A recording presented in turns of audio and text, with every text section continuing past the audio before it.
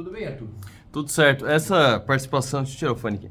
Essa participação ela não era planejada, né, na previsão do tempo. Só essa de agora da Dexco. A de agora é. Mas o fato é que na divulgação dos números do último trimestre, Isso. já indicava para redução dos trabalhos, enfim, dessas mudanças que foram anunciadas hoje. Foi bem interessante, na verdade, acompanhar esse caso daqui, porque a Dexco é uma grande empresa na Bolsa Brasileira. A gente vê aqui pela Portinari, pela Secrisa, pela Ceusa, mas ela é gigante, ela tem a Deca, tem várias marcas. E ela foi a ação que mais subiu no dia de hoje no Ibovespa. Por quê? Porque o mercado e os analistas que acompanham ela mais de perto estão esperando bons resultados apresentados amanhã, porque ela tem que apresentar resultados trimestrais e eles marcam, eles anunciam, eles fazem a apresentação e tal. E a desse trimestre, que fechou em junho, vai ser apresentado amanhã pela Dexco. Mas com tudo isso que aconteceu, eu fui atrás do último resultado trimestral, que aí eu admito que eu não... eu peguei aqui, olha só, eu não tinha pego, mas está aqui na minha frente. 4 de maio foi apresentado. Resultado até março, certo? Aí eu fui atrás para ver por quê. O que está acontecendo com a Dexco? Porque como ela é uma empresa listada, ela tem que abrir as informações e tirando casos como das americanas que a gente viu, que tinham... mentiras, tinham fraudes no balanço, não é normal. O normal é que as empresas sejam extremamente sinceras, e elas são mesmo sinceras. Então eu peguei aqui, eu separei alguns trechos da apresentação, tinha 23 páginas a apresentação, eu peguei alguns aqui.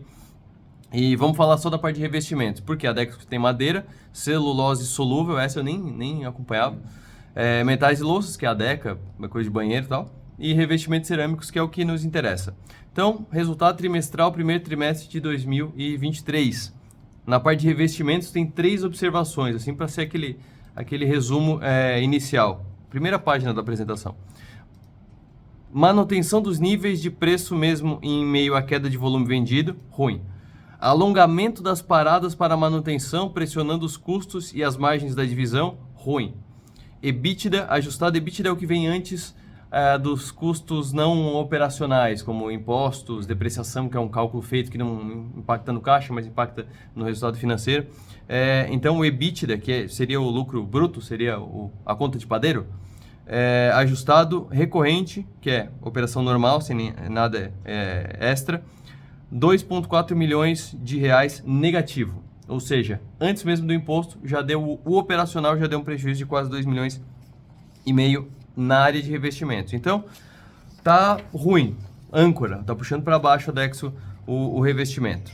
Aí, numa outra página, aparece que volume expedido de revestimentos cerâmicos encaminhado para clientes.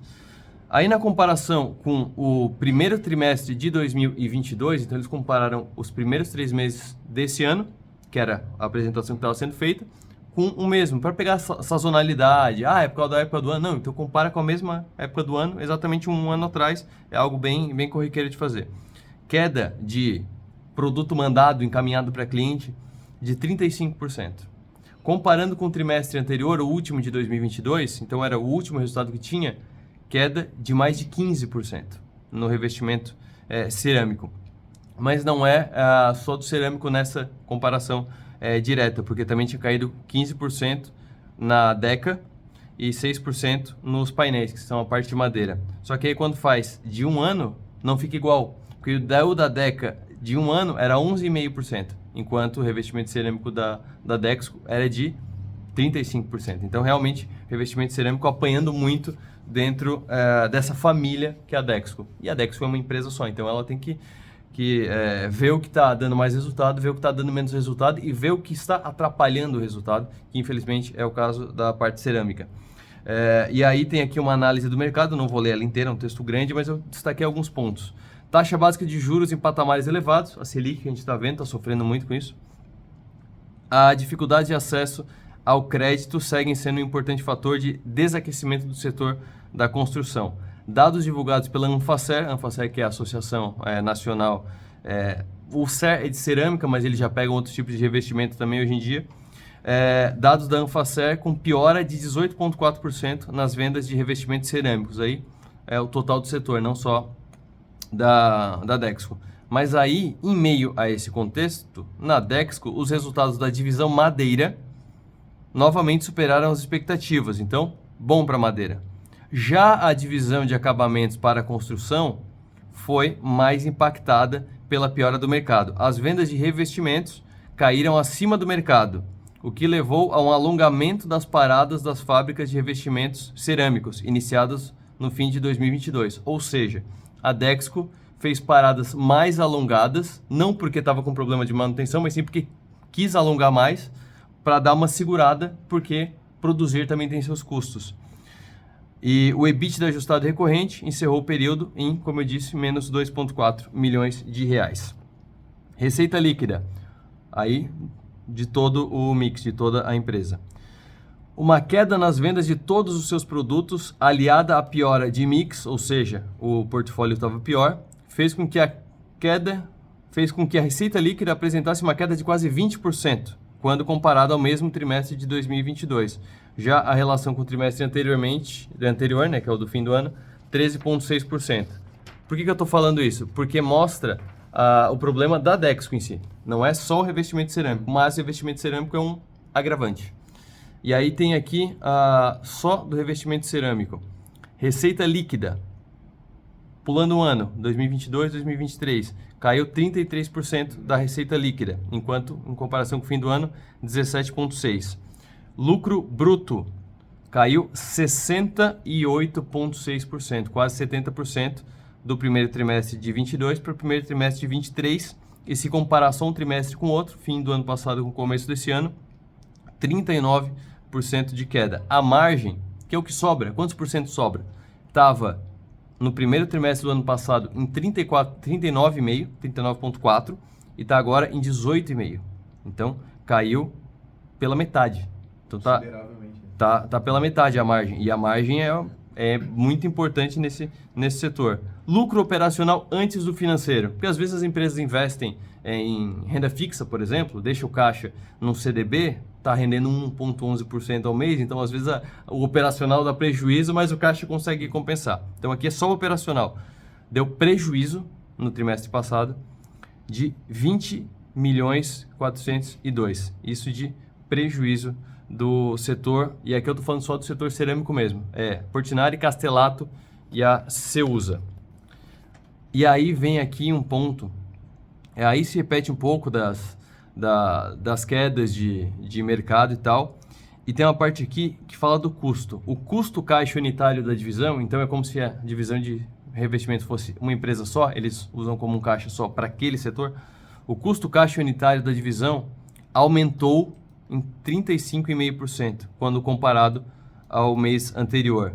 E no trimestre foi de 13% abaixo do que no mesmo período de 22, se comparar o direto. Por quê? Porque eles tiveram essas paradas para dar uma reduzida. E aí aparece aqui algo que foi muito falado no dia de hoje e está em números aqui. 23% do custo é combustível. Que combustível? Gás. O gás está muito, muito, muito caro. Então, por isso que as plantas aqui estão muito caras. Só comparativo, a mão de obra foi 17% do custo. Então, o combustível deu 6% a mais e 6% foi o custo da energia elétrica. Então, junta a energia elétrica com a mão de obra, chega no combustível. E aí, outros materiais, que aí sim é a matéria-prima, deu 47% de custo de prejuízo. E aí, para fechar, tem aqui demonstração do resultado do exercício, o famoso DRE. E aqui eles dividiram também em setores, por isso que ficou bem ilustrativo. Receita bruta de vendas. Madeira, vou comparar só o primeiro trimestre do ano passado com o primeiro trimestre desse ano.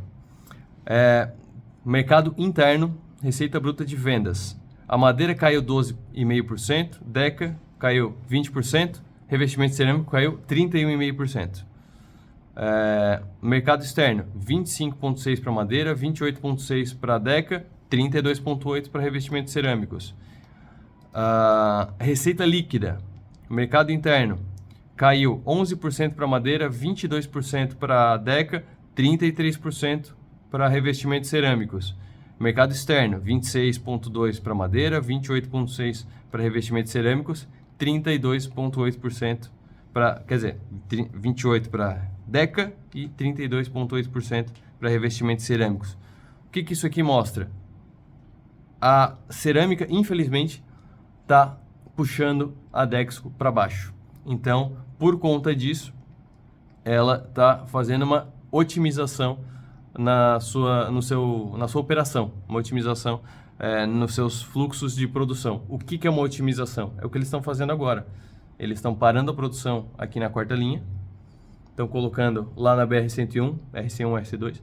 Inclusive está bem explicado ali no 48, a gente fez questão de fazer essa matéria explicando o que é o RC1 e o RC2, porque você vê a nota, ela é super truncada. Eu tive que pesquisar para entender, eu fui atrás do CNPJ de cada uma para entender qual é qual. Então, por isso que a gente fez questão de simplificar ali. E então, leva a produção para lá. A expedição e a oficina continuam ali. Então, o que tem de estoque aqui na quarta linha segue expedindo. Então, eles estão se esforçando para vender, para aliviar o estoque. E transformaram 2 produções em uma, porque a demanda está muito baixa. E aí acontece o que acontece, como diria o John Bogle, é a humilde matemática. Não tem como produzir com o dobro de gente. Então, infelizmente, vão acontecer aqueles desligamentos que a gente já está acompanhando nas notícias. É basicamente isso. Eu trouxe esses dados para ilustrar o porquê. O que levou a Dexco a fazer isso? Está muito bem explicado no último resultado. E provavelmente, assim, não é nem provavelmente, eu vou ser bem sincero, eu tenho certeza que vão ter alguns parágrafos bem específicos sobre esse movimento que a gente está vendo agora no resultado que vai ser apresentado amanhã pela Dexco. Talvez eles não citem Criciúma, talvez eles não citem essa unidade, mas vão citar uma redução de unidades produtivas, a desativação temporária da RC2, né, que parou, né? Foi a RC2 e foram para a RC1, foi isso, né? É isso aí. É isso aí. Tá lá no 48, inclusive. Tá lá no matéria, 48, inclusive. Explicando aqui. Entenda como deve ficar a Dexco na quarta linha. Exatamente. Tá lá, no 48. Fechou? É isso aí, fechou. Vou trazer mais detalhes agora. Inclusive, o documento entregue hoje pela empresa ao sindicato diz aqui, abre aspas, a retração da demanda de mercado e nível de estoque no setor de revestimentos cerâmicos. É isso aí. Um trechinho da nota que está lá no 48. Maravilha, bom programa. Obrigado, Arthur. Explicando, trazendo